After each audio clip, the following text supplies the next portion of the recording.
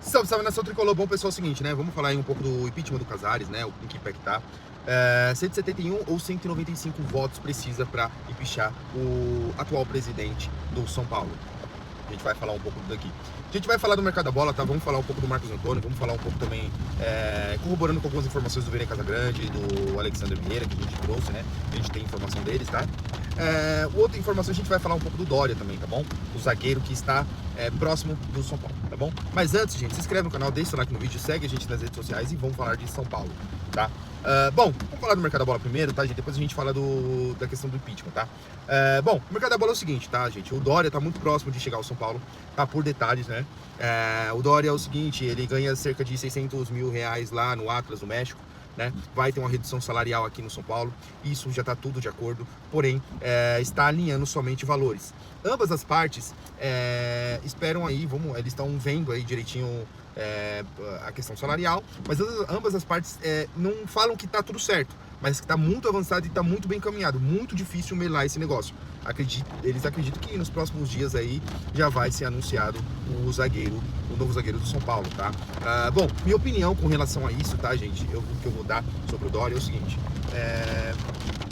eu acho que o São Paulo é uma situação ali bem complicada, porque o São Paulo não tinha plano B, né? O São Paulo foi atrás do Ávila, né, com todas as forças, e não tinha um plano B. Isso eu acho que é um erro de estratégia, né? E outra coisa, cadê o scout do São Paulo para ver informações sobre zagueiros que precisa? Onde que tá o scout do São Paulo, né? Enfim, tem essa situação. Então, assim, o São Paulo foi mal preparado. O scout, não sei se o scout funcionou, o que ele trouxe não agradou o Crespo, não tenho essa informação. Mas o fato é, o São Paulo vai trazer um zagueiro que tem uma deficiência muito séria ali com relação a bolas aéreas. Vai trazer um zagueiro que tem uma temporada ali que muito, muito baixa com relação a jogos, diferentemente do que temos aqui no Brasil, né? E é um zagueiro já veterano, né? 32 anos, enfim. Então, tem todas essas questões. Eu, particularmente, não traria, né? O São Paulo tá fazendo o que ele fez na última janela. Não tinha ninguém para fechar com o São Paulo, né? Por conta de questões financeiras. E ele trouxe o Rafael Tolói, que tem acho que 36, 37 anos, né? Então, para você ver como que tá funcionando o São Paulo. O São Paulo sempre vai no óbvio, né? E isso me irrita um pouco com relação ao São Paulo, né? Mas, se ele chegar, vai ter meu apoio. Eu vou torcer pro Dória fazer bons jogos para ser a nossa solução, né? Embora eu, na minha opinião, acho muito difícil, né, que seja, tá? Mas a gente sempre torce pro melhor, tá bom? Bom, é o seguinte, vamos falar agora do Marcos Antônio, tá, gente? O Marcos Antônio, a situação dele é a seguinte. O que a gente tem de informação do Vene Casagrande, da galera do UOL, do Alexander Vieira, é que o Marcos Antônio, o staff do Marcos Antônio, não se opõe a um negócio contra o Flamengo. Porém, calma, torcedor. O staff do Marcos Antônio diz que ele não vai forçar uma saída do São Paulo, até porque ele gosta do São Paulo, é o time do coração dele, é um time que abriu as portas ele quando ele estava embaixo lá na Europa. Então ele não vai, se o São Paulo não quiser vender ele não vai se opor a isso também, tá? Apesar do projeto do Flamengo agradar tanto ao staff como ao Marcos Antônio, projeto que a gente fala, né? A gente sabe o que é grana, né? Vai receber quase o dobro do salário que ele ganha no São Paulo, né? Enfim, então assim, a proposta é muito boa, mas ele não se opõe, ele não vai fazer força para sair do São Paulo, como aqueles jogadores que às vezes forçam uma saída ou outra, né? Que a gente sabe que acontece isso. Então, assim, esse que é o ponto, né? Essa aqui é a situação, né, do Marcos Antônio. Do lado. E o Flamengo, assim, só para arrematar a questão do Flamengo, tá? Ainda do lado do Flamengo é o seguinte: o Flamengo vai fazer uma proposta pro Marcos Antônio, de fato, né? Para comprar o Marcos Antônio. Porém, tá aguardando ali depois do dia 14, né? Ali depois do dia 14, que é a questão do impeachment, tudo que a gente vai falar daqui a pouco sobre isso, tá? E aí o Flamengo pretende conversar sobre o Marcos Antônio, tanto sobre o Marcos Antônio como tanto quanto o Alan, tá? Então tem essas situações, né? Do lado do São Paulo, o que a gente vai trazer, tá? Do lado do São Paulo é o seguinte: como o Valentim Furlan falou ontem, a gente trouxe hoje de manhã também, o São Paulo não trata nenhum jogador como inegociável, Tá? Nenhum jogador é inegociável pro São Paulo. A gente sabe por conta da situação financeira que o São Paulo passa. Porém, segundo aí o que falam pra gente, não vai negociar o Marcos Antônio por qualquer valor não, tá? Pela multa contratual, que se eu não me engano, eu posso estar falando alguma bobagem, tá? Então eu posso estar falando alguma bobagem, tá? E aí as informações aqui são misturadas, tá? Tanto o Valentim Furman quanto do Alexandre Vieira, tá? São informações misturadas. Então, o que o São Paulo diz? Que não vai negociar ele por qualquer valor. O São Paulo pretende negociar o Marcos Antônio pela multa contratual cheia, né? Eu acredito ali que seja cerca de 100 milhões de reais, alguma coisa assim por aí, né? De 18 milhões de euros a 20 milhões de euros, mais ou menos isso. Tá? Então é mais ou menos isso que o São Paulo acho que acredita que vai negociar, tá? Se eu tiver errado aí, nos próximos vídeos a gente se corrige aqui, tá bom? Mas também tem um ponto, tá, gente? O São Paulo informa que é o seguinte, que caso o Marcos Antônio não vá pro Flamengo, não aceite a proposta, não vá pro Flamengo, o São Paulo pretende dar uma valorização salarial pro Marcos Antônio, né?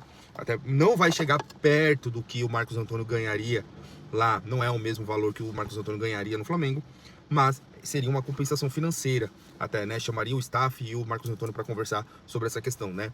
Comentem o que vocês acham, tá? Minha opinião, tá? Eu acho que o Marcos Antônio não deveria sair. Marcos Antônio é o nosso destaque, é o melhor jogador do time, tá? Junto com o Rafael, mas ele foi o melhor jogador de linha, tá? Então, assim, na minha opinião, o Marcos Antônio tem que ficar, o São Paulo não tem que negociar nele, a não ser que chegue uma proposta assim, tipo, absurdo, 20 milhões de euros. Aí não tem como você negar uma proposta dessa que é 120 milhões de reais.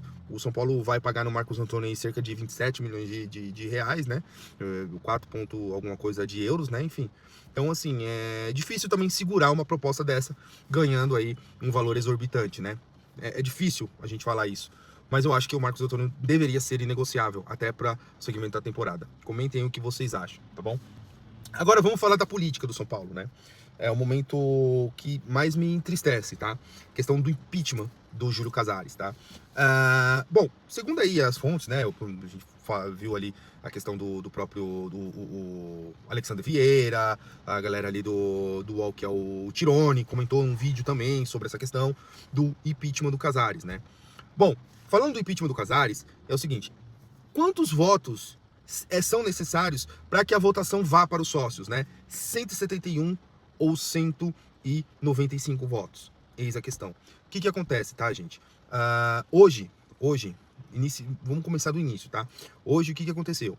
Teve uma demandada de 4 chapas que fazem o grupo Coalizão, que fazem parte do grupo Coalizão, né? Saíram do grupo do Casares, né? Então teve uma demandada de mais ou menos 125 pessoas, 125 conselheiros, né? E nessa situação, juntando com a própria oposição, que foram 57 pessoas que votaram, daria cerca de 187 conselheiros ao todo, né? Que fariam parte aí dessa nova oposição, né? Vamos pôr assim, né? Ou seja, se hoje tivesse uma votação e todos esses votassem a favor do impeachment do Casares, né? O que aconteceria? Seria acatada, né? Porque é mais que 2/3 do conselho, né? Porém, o Júlio Casares hoje entrou com uma representação contra o Outen Aires, né? Pro Outen Aires, no caso, né? Que foi o seguinte, né? Pedindo para que seja 75% do conselho, ou seja, 195 votos ele teria que angariar ali para que o impeachment não seguisse adiante, né? Para que o pedido de impeachment não fosse adiante para os sócios, né? Enfim, então nesse sentido a gente ainda não apurei certamente, tá? Se o Outen Aires acatou, sim ou não. O fato é, o Outen Aires ainda continua junto com na coalizão, né? Então o grupo dele faz parte, o grupo do Outen e o grupo do Dedé ainda fazem parte do coalizão, porque são 6 grupos e 4 saíram, né? Então foi uma debandada muito grande, né? Foi uma ruptura muito grande, né? De dentro lá do São Paulo. Enfim, então tem essa situação aí que a gente tá vendo, tá? Lembrando, tá, gente? Aí a gente vai trazer aqui algumas informações junto com essa daí, que é sobre a política, tá? Primeira informação é que os votos inicialmente não. Tivemos uma informação inicial que os votos seriam de forma híbrida. Por quê? Porque muita gente está em viagem, não está aqui no Brasil, né? Ou não está aqui em São Paulo. Então, foi feito um pedido quanto a isso, né? Então, mas foi refutado pelo próprio Outen, né? Isso aí não foi adiante. E a gente já teve a outra informação que teria que ser presencial de fato, porque seria inviável a forma híbrida, né? E aí teve essa informação aí com relação aos 195 votos, né? Que foi um pedido do Casares, né? Ele entrou com representação. A própria oposição entende que tem um outro parágrafo do estatuto que entende que seria 2/3, que seria, no caso, 171 votos. Enfim, então comentem o que vocês acham. O que eu acho, tá, sobre isso? Eu acho que é uma situação que precisa ser refutada, gente. Tem que ser os 171 votos. Tem que ser os 2/3. Já é o suficiente. Né? 75%, cara. Você tem 255 conselheiros. Se 170 já não querem mais o Casares, não é mais que o suficiente dele tá impedido. Se 180 não querem, não já é o suficiente, né?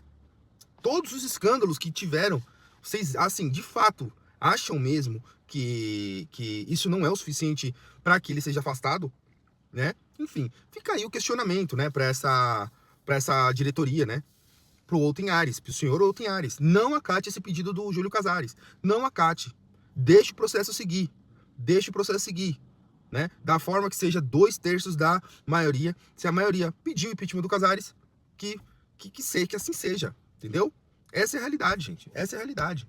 Né? Enfim, comentem aí o que vocês acham. Comentem aí o que vocês fariam. Sei lá. Dê a opinião de vocês, tá bom? A gente vai ficar por aqui, tá bom? Novidades, a gente volta aqui pra falar com vocês. Mas é isso, gente. Um forte abraço e salve o Tricolor Paulista.